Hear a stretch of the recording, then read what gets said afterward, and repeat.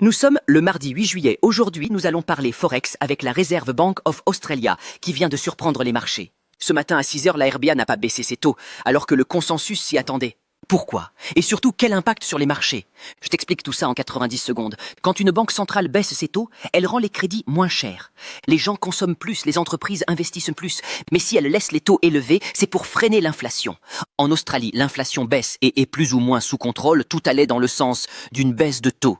Mais la banque a décidé d'attendre.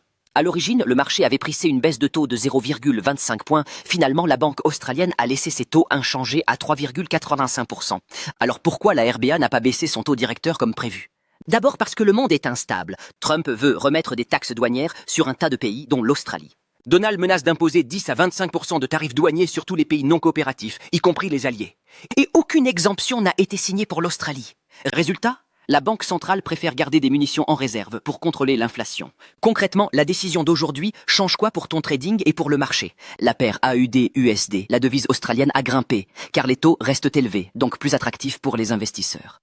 L'indice australien ASX 200 a reculé légèrement. Pourquoi? Car les marchés espéraient un soutien monétaire qu'ils n'ont pas eu.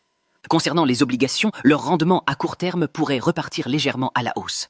Et pour l'or, il est peu impacté ici, même si l'Australie est le premier producteur au monde. Techniquement, on va s'intéresser à la paire AUD-USD. D'abord, on peut témoigner le volume à l'achat qui a été envoyé sur le contrat futur du dollar australien lors de la publication des taux d'intérêt de la RBA. Belle mèche en M1 de plus 30 pips en 2 secondes. Commençons avec une vue macro en weekly. On voit que l'AUD-USD tente une sortie haussière du nuage Ichimoku. C'est un fort signal haussier aligné avec la fonda, mais attention à l'EMA 200, prochaine résistance majeure autour des 0,67.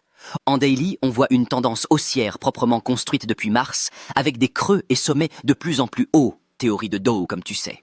L'AUD s'est récemment appuyé sur sa EMA 200 et plus dernièrement avec un retest propre sur la Kijun d'Ichimoku. C'est de la chirurgie. Pour terminer en H1, on voit clairement la cassure de la counter trendline juste après l'annonce de la RBA. Belle réaction depuis le support 0.65, 2 en 20, avec aussi une cassure du nuage. Maintenant, on passe en mode observation en attendant la fin du retracement de la dernière impulsion haussière. Une entrée en position entre 61,8% et 78,26% FIBO correspondant à la zone des 0, 65 à 0, 65, 200 serait idéal. Avec un SL à 0, 64, 800. Objectif, je dirais 0,67, mais on va se contenter déjà d'aller chercher les derniers sommets en daily. Trump nous réserve trop de dingueries avec ses tarifs pour le moment. Tu as aimé cette petite analyse Forex?